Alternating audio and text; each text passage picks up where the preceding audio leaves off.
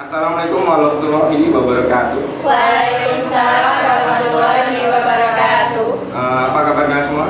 Baik. Baik, sebelum kita mulai layanan bimbingan kelompok ini, alangkah baiknya kita berdoa agar diberi kelancaran saat melakukan acara tersebut. Baik, berdoa menurut agama dan kepercayaan masing-masing. Berdoa mulai. Berdoa selesai. Sebelumnya saya mengucapkan terima kasih banyak kepada kalian semua karena telah mau hadir dan mau mengikuti layanan bimbingan kelompok ini. Sekali lagi saya ucapkan terima kasih. Baik, sebelum memasuki acara layanan bimbingan kelompok ini, teman-teman udah tahu belum apa itu bimbingan kelompok? Belum. Baik, saya akan menjelaskan apa sih itu bimbingan kelompok. Jadi bimbingan kelompok itu adalah teknik atau layanan yang dilakukan oleh sekelompok orang dengan memanfaatkan dinamika kelompok. Lalu timbul pertanyaan lagi, apa sih tujuan dari bimbingan kelompok ini? Teman-teman udah tahu? Belum. Jadi tujuan dari bimbingan kelompok ini yaitu yang pastinya untuk menambah wawasan dan informasi, dan juga untuk mengembangkan kemampuan berbicara verbal kalian terhadap sesama teman, dan juga melatih kalian untuk berpendapat dan juga mengeluarkan ide-ide kalian. Baik, sampai sini sudah paham? Baik, terlepas dari pengertian dan tujuan, terdapat asas-asas yang di dalamnya. Yang pertama yaitu asas keterbukaan dan jadi saya harapkan pada teman-teman semua agar bersifat terbuka dan aktif dalam mengikuti hal ini, sehingga mau mengeluarkan ide-ide serta pendapat kalian. Dan juga di dalam asas ini, dalam bimbingan ini terdapat asas kerahasiaan. Tidak dapat dipungkiri, mungkin dalam acara ini bisa jadi ada suatu hal pribadi yang tidak layak diketahui oleh orang luar. Jadi kita berkomitmen untuk menjaga rahasia dalam kelompok ini. Semuanya setuju? Setuju. Baik, saya akan menjelaskan tata cara layanan bimbingan kelompok ini. Jadi yang pertama yaitu kita duduk setengah lingkaran seperti kita lakukan ini, yang berjumlah minimal 8 orang sampai lebih. Dan juga di dalam bimbingan kelompok ini terdapat PK. Apa sih itu PK? PK itu adalah pimpinan kelompok. Terlepas dari PK juga ada anggota. Dan juga apabila teman-teman ingin berpendapat, silahkan mengangkat tangan teman-teman sekalian. Baik, sampai sini paham? Paham. Baik. Apakah teman-teman siap untuk acara selanjutnya? Siap. Oke, tapi sebelum memasuki acara selanjutnya, alangkah baiknya kita berkenalan dulu untuk mempererat hubungan di antara kita. Baik. Baik, mungkin saya contohkan dimulai dari saya. Jadi kita menyebutkan nama, kelebihan dan kekurangan. Jadi saya akan mencontohkan begini. Nama saya Sarfi Nugroho. Kelebihan saya risih dengan hal yang kotor, dan juga kelemahan saya yang menunda-nunda tugas. Mungkin begitu contohnya.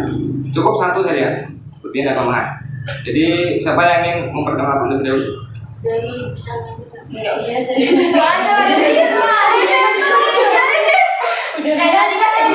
tadi kan gini. Sukarela saja, sukarela. Dari anak-anak mulai dulu. Baiklah, oke saya aja. Sukarela. Perkenalkan, nama saya Novita Sari. Kelebihan saya suka membaca. Kekurangan saya orangnya malas. Oke, ada lagi yang memperkenalkan diri?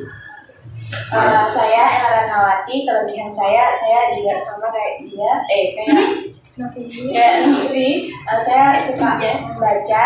Terus kekurangan saya sering lupa sama waktu. Oke, baik. Selanjutnya? Perkenalkan, nama saya Rizky. Kelebihan saya suka menulis. Saya suka menulis puisi, cerpen gitu. Kekurangan saya lupa. Oke. Selanjutnya ada yang ingin menanyakan lagi? Perkenalkan, nama saya Fajar Maulana. Kelebihan saya tidak bisa melihat orang-orang yang sedang meracik bumbu, sedang masak gitu. Jika saya melihatnya, saya pasti ingin ke sana gitu. Baik, kemudian kekurangan saya yaitu saya itu mudah pesimis, tidak percaya diri, kemudian sulit bergaul. Oke, mantap sekali. Ya. Selanjutnya ada lagi. Kenalkan, nama saya Aisyah Saputri. Kalau kelebihan saya sih belum tahu ya kelebihan dari diri saya, tapi saya itu lebih suka hal-hal yang berbau seni, kayak seni musik, seni tari. Saya lebih suka hal-hal yang berbau seni. Terus kekurangan saya itu orangnya sama kayak lupa, malas, dan saya itu juga orangnya sulit bergaul. Oke, terima kasih Mbak Dayu. Selanjutnya, Baiklah, saya ini Angga ini. Kelebihan saya suka tidur. Kelemahan saya suka tidur. ya nggak apa-apa. Suka tidurnya suka kelewatan gitu. Terus maksudnya lebih dari porsi orang tidur itu. Dia kan 8 jam. Iya. Terus kekurangan saya suka malas. Terus saya kurang percaya diri, kurang bergaul. Mungkin itu. Baik, terima kasih. Selanjutnya, ada yang ingin bertanya lagi?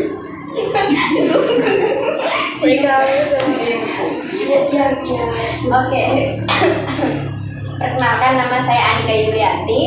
Kelebihan saya bisa ngerjain tugas sambil nyanyi. Kekurangan saya itu orangnya susah beradaptasi sama lingkungan baru. Oke, terima kasih. Selanjutnya, terakhir. Perkenalkan, nama saya Andriani. Kelebihan lemah. Kelebihan makan. Banyak kan gitu. Oke, tidak apa-apa. Kelebihan saya enggak, itu tadi enggak. Kita kurang tulang. Timbul. Kelebihan saya bisa masak air. Intinya saya bisa masak. Kekurangan saya, ya kalau masak ya buat diri sendiri. Nggak mau bagi-bagi. Oh, Beli. Garis bawahi ya, cuma makanan doang. Yang lainnya enggak. baik. Semuanya sudah pada memperkenalkan diri. Sebelum kita beranjak ke cara selanjutnya, bagaimana kalau kita bermain game sebentar? Ya, boleh. Oke. Kita akan bermain tebak gerak. Nah, jadi saya akan menjelaskan bagaimana tata cara bergerak. Jadi nanti salah satu di antara kalian akan memperagakan gerakan sesuai dengan, nanti saya memberikan kertas yang berisi suatu kata, sehingga teman kalian salah satu akan memperagakannya. Lalu sisanya akan menjawab apa sih yang diperagakan tersebut. Oke. Kita mau bertanya, ada rewardnya enggak? Rewardnya setelah kegiatan nyaman. Amin. Yes. Oke. Semangat. Jangan. Baik. Beli putih. Baik, kita akan mulai.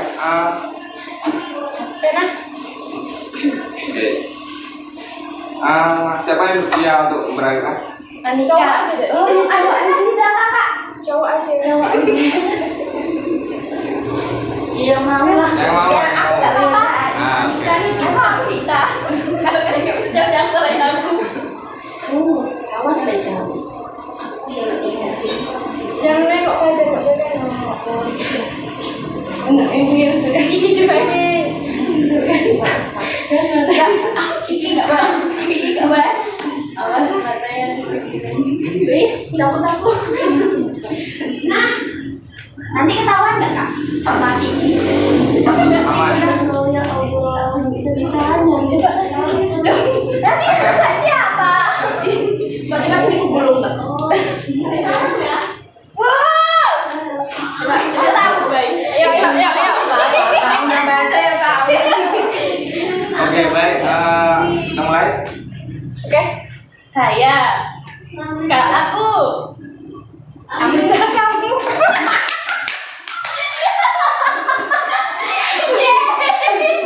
Aku berhasil. Yang susah dong. Yang susah dong.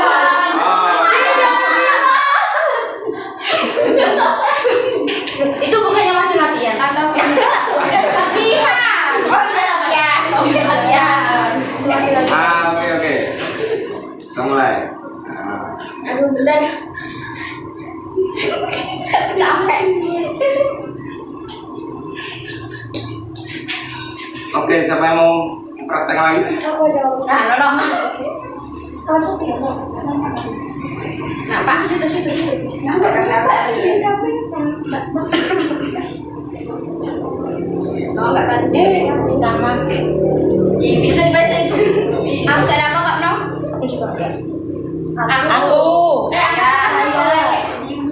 Oh iya. Tunggu. Coba. Bentar. Lagi. Ini apa ya? Hewan. Satu kata ya? Kamu tahu?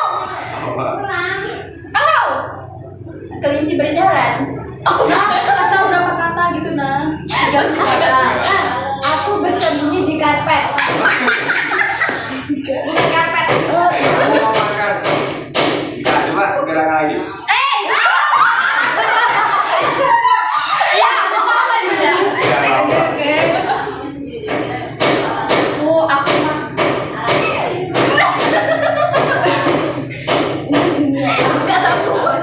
nggak tahu. Apa sih? Aku pemalu.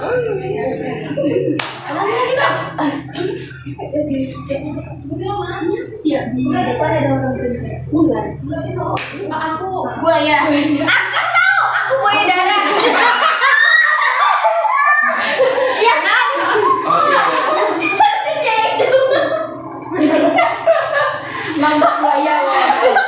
Iya. Terus aku buaya darat. Emang mbak buaya. Oke, mungkin cukup permainan dari kita ya. Apakah semuanya dari web? Oh ya udah cari banget masuk sana panas. Jangan naleh. Oke. Baik, apakah teman-teman sudah siap belajar dunia? Ya. Oke, baik. Di dalam layar ini sudah dijelaskan tadi terdapannya PK, yaitu pimpinan kelompok. Yang berperan sebagai pimpinan kelompok yaitu saya sendiri. Dan kita akan memilih topik, yaitu topik tugas. Tugas PK ini adalah untuk memilih topik tersebut. Jadi saya akan memilih topik tentang kenakalan remaja di sekolah. Oke, mungkin saya akan menjelaskan sedikit tentang apa itu sih kenakalan remaja di sekolah. Jadi kenakalan remaja di sekolah itu adalah suatu bentuk aktivitas atau tindakan atau perbuatan yang melanggar norma-norma atau peraturan yang ada di sekolah. Baik, mungkin dari pengetahuan ini timbul suatu pertanyaan. Apa sih contoh-contoh dari kenakalan remaja di sekolah tersebut? Baik, apakah ada yang ingin menjawab terlebih dahulu? Oke, baik. Contohnya kenakalan remaja di sekolah. Kalau zaman sekarang pasti merokok. Oke. Saya kalau menurut saya itu kenakalan remaja itu mungkin bolos sekolah. Saya dulu ya. Oke. Menurut saya kenakalan remaja yang paling sering dilihat itu pacaran. Oke. Iya. Saya sering tidur di kelas. Baik, ada lagi?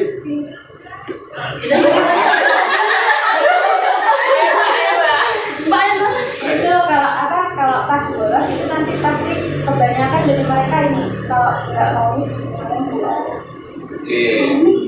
Ada lagi? Ya, saya melanjutkan dari tadi kan ngomong itu kan narkoba kan. Nah, maksudnya kalau misalnya anak-anak remaja tuh penasaran sama hal-hal yang berbau kayak gitu. Makan lagi? Kalau saya biasanya tuh orang apa? Kebanyakan orang kota sih, kayak tawuran. Oke. Baik, teman-teman semua kan sudah menjelaskan apa contoh-contoh dari kenakalan remaja tersebut. Di antaranya tawuran, minum keras, merokok, bolos, tidur, dan lain-lain. Jadi diharapkan dengan menyebutkan contoh-contoh ini, teman-teman bisa membedakan mana yang baik dan mana yang buruk. Baik, sampai sini paham? Baik, setelah kita mempelajari tentang pengertian serta contoh-contoh dari kenakalan remaja ini, nah, timbul lagi satu pertanyaan, apa sih dampak dari kenakalan remaja di sekolah ini? Baik, apakah ada yang terlebih dahulu? Oke, silakan. Tadi kan disebutkan contohnya itu kan yang merokok lah, terus ada yang bolos, terus juga tidur di kelas dan lain sebagainya. Itu dampaknya pasti yang pertama ke akademik ya guys ya. Jadi nilainya pasti jadi merosot, terus belajar jadi males, terus kayak nggak ada semangatnya gitu buat sekolah. Terus biasanya kalau misalnya udah terjangkit tuh yang kayak yang masalah-masalah tuh biasanya tuh jadi kayak sama orang tua juga ngelawan itu pas jadinya. Terus pengaruh temannya juga. Jadinya ya udah dampaknya tuh ya ngerugiin diri sendiri lah. Oke. Bagus pada ini. Mungkin ada lagi? Lagi beberapa? Baik. Kan tadi akademiknya udah disampaikan sedikit. Ya. Menurut saya dampak yang juga bakalan terlihat dari kenakalan tersebut itu kayak kondisi dia di lingkungan, kayak baik lingkungan pertemanan di sekolah maupun lingkungan pertemanan di rumah ataupun lingkungan bermasyarakat di rumahnya. Karena biasanya kalau yang orang-orang yang misalnya di sekolah kayak gitu sering bolos, ngerokok di sekolah, terus kayak minum minuman keras kayak gitu atau yang ngelem-ngelem dan sebagainya itu pasti dia tuh lingkungannya ya orang-orang itu aja, nggak akan bisa bersosialisasi sama lingkungan yang selain itu. Maksudnya bisa sih, tapi kayaknya kemungkinannya itu sangat amat kecil karena lingkungan di luar itu kan nggak kayak dia. Oke, bagus sekali pada Mbak Ana. Ya. Baik. Mungkin ada lagi yang benar. Oke, pada Kak. Mungkin kan kalau kenakalan remaja biasanya yang dari internal itu bisa mempengaruhi orang lain juga. Biasanya kayak gitu sih. Kayak misalnya kita nih, kan bersosialisasi kan banyak. Misalnya kan kita ada dua, di sini baik, di sini tidak. Kita kan pasti ngikut yang sini karena rata-rata namanya juga ya enakannya sini kan. Nah, gitu pasti kan. Jadi kalau misalnya kita tuh jadi waktu kita masuk ke daerah yang baik itu tadi, kita malah memberikan dampak yang buruk. Bagus sekali pada Kak. Apakah ada yang benar lagi? Mungkin menurut saya dampak yang ditimbulkan dari kenakalan remaja ini mungkin rusaknya masa depan. Tidak menutup kemungkinan bahwa masa depan orang-orang itu kalau dia mau berubah, oke, dia berubah ke yang baik. Tapi kalau dia tidak berubah, masa depannya pun mungkin masih suram. Bagus. Mungkin ada yang ingin berbentuk lagi? Saya Baik. tadi kan udah disebutin dampak akademik, terus dampak sosial, terus dampak buat masa depannya juga. Terus ini buat diri sendiri aja lah dampak ke fisiknya.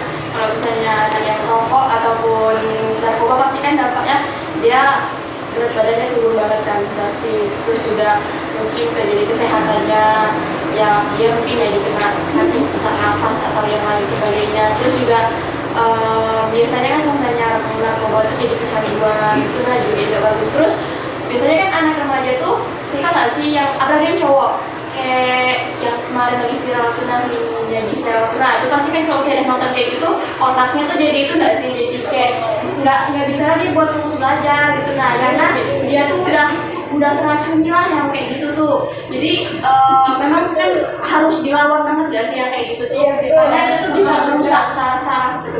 Ya kalau saraf itu kan nah jadi dampaknya tuh banyak banget lah. Oh iya benar. Betul. Ringan aja ya. Apa? Oke, bagus, saya apresiasi semuanya aktif dan telah mengeluarkan pendapatnya. Mungkin setelah kita mengetahui dari dampak kenakalan remaja di sekolah ini, mungkin ada yang tahu nggak apa sih solusi agar bisa mencegah kenakalan remaja itu? Mungkin ada yang berpendapat? Saya menawarkan dua solusi. Yang pertama itu kembali ke banyak yang bilang kembali kepada diri sendiri itu nggak terlalu efektif. Tapi kalau menurut saya dorongan dari diri sendiri itu akan lain halnya dengan dorongan dari siapapun. Yang pertama.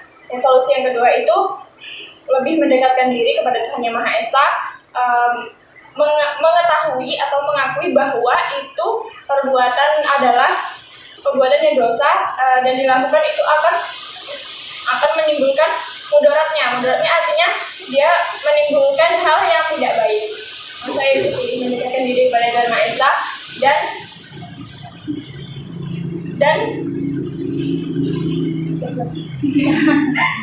Baik, terima kasih, bagus sekali pendapatnya. Mungkin ada yang lain yang berpendapat?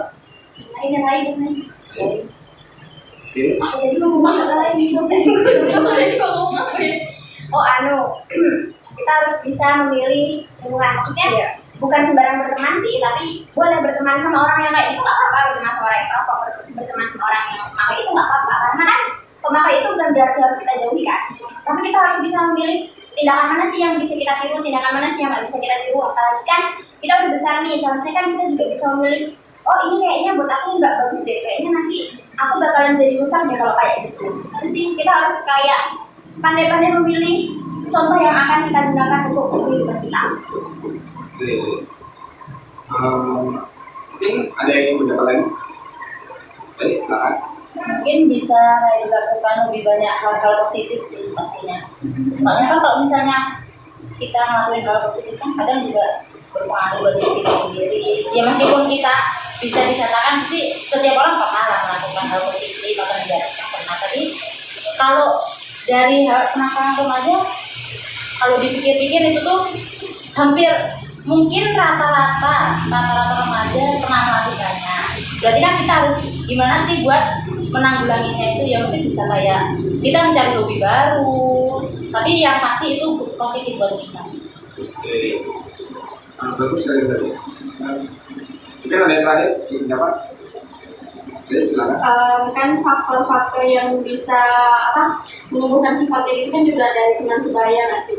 Teman sebaya itu yang pokoknya gimana kita pinter-pinternya dari teman lah, bukan berarti kita harus pilih teman, tapi juga kita tahu bahwa mana teman yang nggak ada justru dia tuh kayak bawa kita ke hal yang buruk, ya ada bagusnya kita jauhi. Terus juga kita ini kan cara orang tua, jadi kita nggak mau kan anak kita nanti itu bakalan kayak tadi lah di contoh tadi itu. Jadi kita sebagai orang tua tuh harus mampu, kan kita sebagai orang tua merupakan pendidik pertama, pendidik primer. Jadi kita tuh yang harus menanamkan sifat agamis kepada anak kita nantinya. Terus juga kayak memberitahu sejak dini bahwa apa yang mereka lakukan itu dampaknya kayak gini loh, tapi dengan cara kasih sayang kita berikan. Karena kadang anak-anak kayak itu tuh karena kurang kasih sayang nggak sih, jadinya tuh ya mereka tuh kayak ngelampiasin ngelakuin hal-hal yang dilarang sama agama gitu. Oke, bagus sekali pada dan juga semuanya. Terima kasih sudah mengeluarkan pendapat kalian sangat baik dan bagus. Mungkin dari kesimpulan yang kita dapat dari kenakalan remaja ini, itu dapat dari pengertian, terus contoh dampaknya serta solusi bagaimana dalam mengatasinya. Saya menyimpulkan mungkin kalian semuanya sudah paham semua. Mungkin video ini akan kita akhiri sampai sini. Tapi sebelum kegiatan ini berakhir, kakak ingin bertanya, apa sih pesan dan juga kesimpulan yang kalian semua ambil dari topik yang kita bahas. Mungkin ada yang berpendapat, silahkan gimana? Ya udah, kalau menurut Anika, kesimpulan dari bimbingan kelompok kali ini tuh gimana cara kita untuk meningkatkan diri kita dari kenakalan remaja itu. Nah, kita juga udah tahu kan dampak-dampaknya itu apa. Yang jelas dampak-dampaknya tadi kan udah disebutin sama teman-teman, dan itu tuh kayaknya sih, tapi emang itu tuh kayak negatif banget gitu loh untuk diri kita masing-masing gitu. Jadi kalau bisa kita jangan sampai masuk ke ranah itu. Terus kalau kesannya, saya senang sih ngikutin bimbingan kelompok ini karena gimana ya, ini kan juga bisa menambah informasi dari saya sendiri. Kalau nggak ada kayak gini juga, saya nggak akan baca-baca artikel yang kayak gitu, malas sih. Oke, bagus sekali. Nah, mungkin ada yang berkata lagi. Jadi kan udah disebutin tentang kenakalan remaja, itu juga saya ingin menambahkan tentang dampaknya juga. Terus kan dampaknya itu sebenarnya ada dampak fisik, ada dampak buat akademiknya, ada dampak buat lingkungan dan sosial dan lain sebagainya.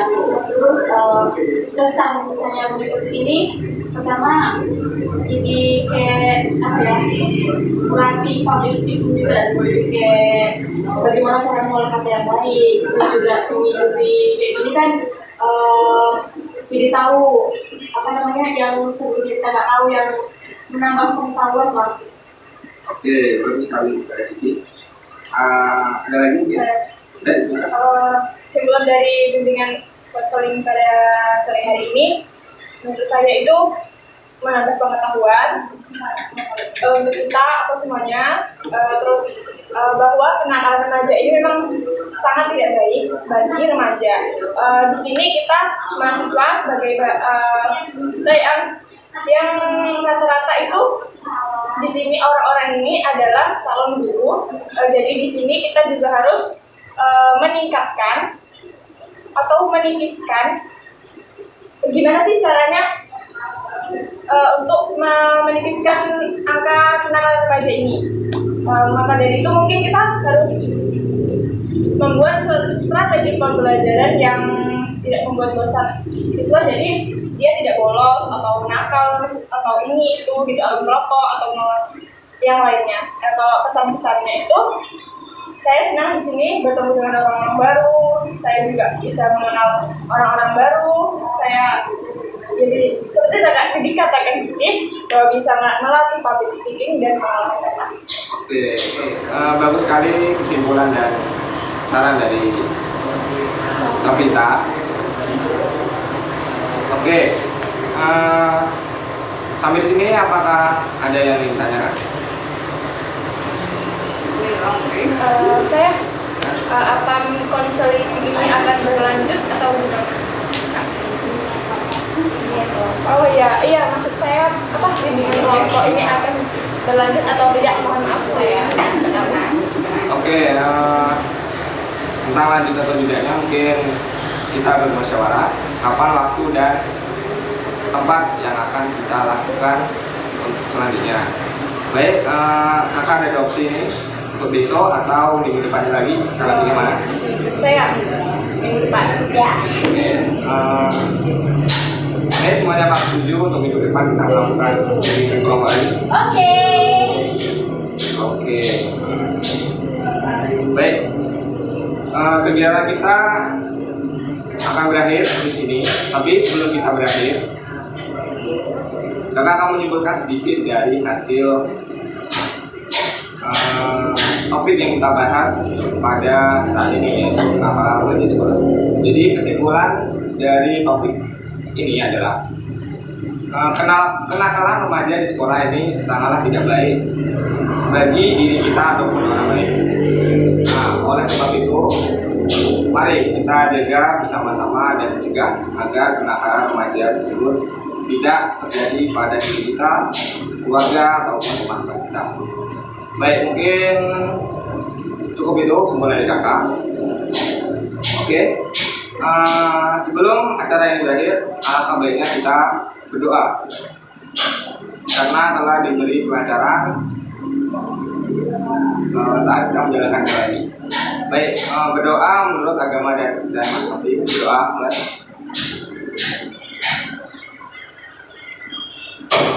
Berdoa, saya.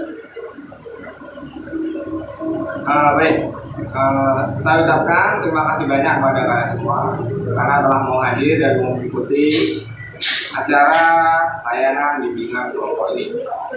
Tanpa kehadiran kalian semua, mungkin acara ini tidak akan berjalan lancar seperti yang kita lakukan saat ini. Sekali lagi saya ucapkan terima kasih banyak kepada kalian semua. Oke, kita akan akhiri acara ini. Saya akhiri, wabillahi taufiq wal hidayah. Wassalamualaikum warahmatullahi wabarakatuh. Waalaikumsalam warahmatullahi wabarakatuh.